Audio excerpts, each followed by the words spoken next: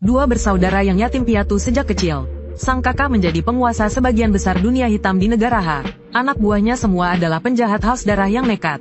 Namun sang adik, Honam, adalah pecundang yang selalu diintimidasi di sekolah. Ketika Honam meminta bantuan kakaknya malah memarahinya dan menyebutnya sampah. Dia juga memperingatkan Honam untuk tidak mengaku sebagai adiknya di luar. Melihat satu-satunya keluarganya bersikap dingin dan tak peduli, Honam merasa hancur. Dia berteriak pada kakaknya, "Kau ini kakak macam apa? Bukankah seharusnya kau melindungi adikmu?" Namun kakaknya tidak menjawab, dan langsung pergi meninggalkan rumah tanpa menoleh. Hanya menyisakan Honam yang menangis sendirian.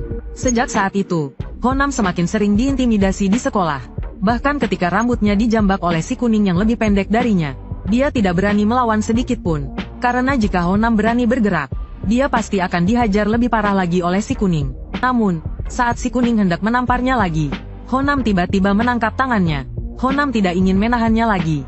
Dia mengepalkan tinjunya, siap untuk melawan. Namun sebelum Honam sempat memukul, tiba-tiba sebuah kekuatan besar seperti truk menghantamnya, melemparkan Honam beberapa meter jauhnya.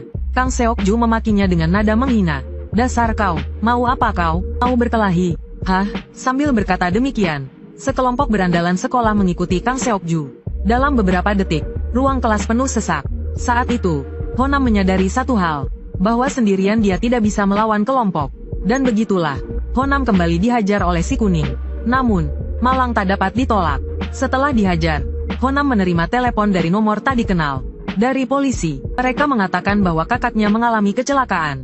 Honam bergegas ke sana, tapi sudah terlambat. Kakaknya telah meninggal dunia. Polisi menjelaskan dengan nada prihatin. Tadi malam, saat mengendarai motor di jalan raya, dia bertabrakan dengan truk seberat 5 ton. Dia masih bernyawa saja sudah keajaiban. Mendengar itu, Honam hanya merasa geli. Orang jahat yang selalu memperlakukan orang lain seperti sampah, akhirnya meninggal sia-sia karena kecelakaan motor.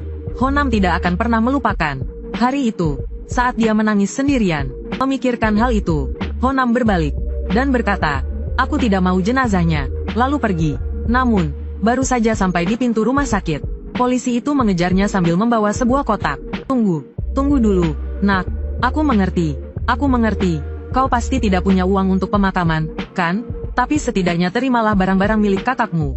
Kemudian, di hadapan Honam yang kebingungan, polisi itu memberikan kotak berisi barang-barang milik kakaknya. Saat itu, Honam belum tahu bahwa di dalam kotak itu terdapat sesuatu yang akan mengubah takdirnya.